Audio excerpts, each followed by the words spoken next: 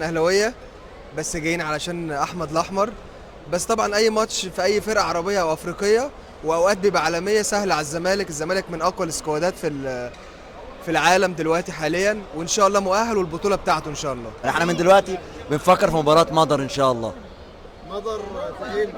فريق قوي، لكن احنا اتعودنا مع الزمالك ومفيش فريق قوي علينا ان شاء الله، والجمهور نار. واحنا جمهورنا اقوى.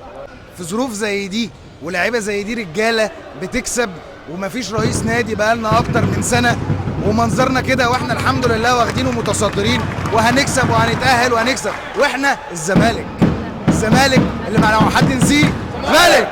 وهذه المباراة ما يحتاج زمالك يعني خليها التاريخ، مع ان العراقي الصراحة يلعب. الزمالك بطل العرب وبطل افريقيا وبطل العالم. مضر السعودي فريق كبير، بس الزمالك فريق قوي وجمهوره وراه. باذن الله البطوله بتاعتنا.